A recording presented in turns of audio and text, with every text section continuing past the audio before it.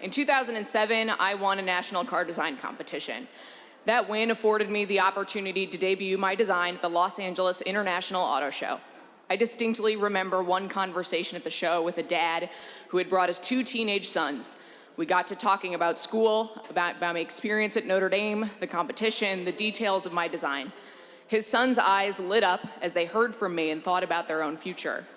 So I was floored when reading one of my favorite websites that was covering the event. I read a comment from that same father.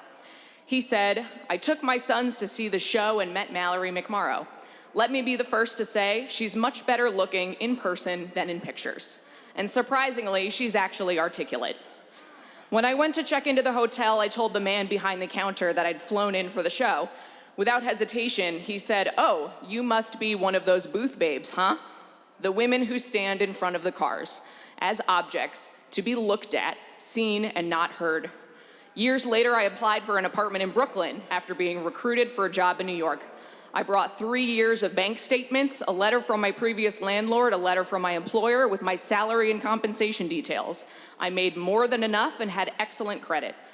In my meeting with the 2 older male property managers, they reviewed all of my documents. One asked, "So will you be moving in with your husband?" despite seeing only one name on the application. He followed, "Will your father be helping you with this apartment?" And in 2018, while knocking on doors, I met a woman about my mom's age who asked if I had any children. When I said no, she asked, "Do you plan on having children? How many? And when?"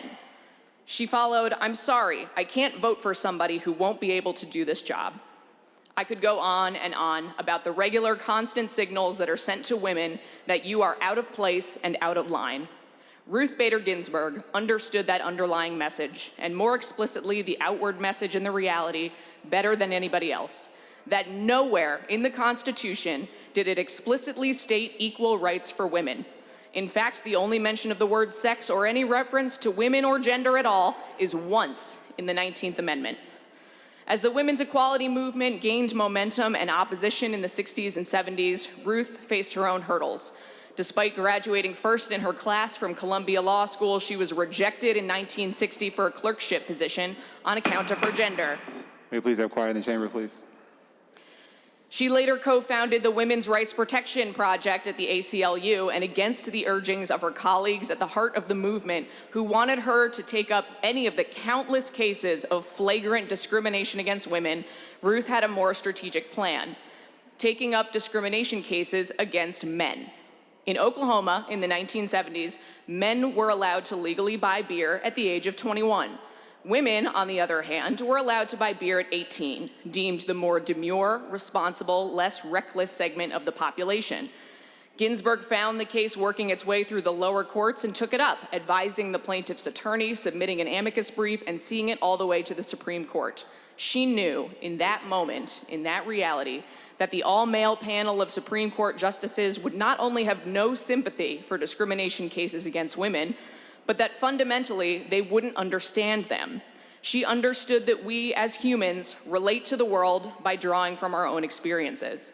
Therefore, by making the case that men should have the same rights as women to buy beer, the underlying reading of the 14th Amendment's Equal Protection Clause would be that differential treatment on the basis of sex was worthy of additional scrutiny and could be discrimination under the law. And for the first time in history, the US Supreme Court ruled it to be so. That ruling and her lifetime of work for the first time created protections for women against discrimination. Because of her work, women can have our own bank accounts, our own credit cards, sign leases for apartments and property of our own. Women can play sports in school, attend the Virginia Military Institute, and so much more. She paved the way for women like me to be standing here today, pregnant in the workplace. It may take generations to change the underlying attitudes of women in this country to finally be treated as true equals. But Ruth Bader Ginsburg, a true giant, the likes of which we'll never see again, laid the groundwork over her entire lifetime and paved the way for us to follow. May her memory be an inspiration. And I'd like to ask that my colleagues join me in a moment of silence. Will all senators, guests, and staff please rise for a moment of silence?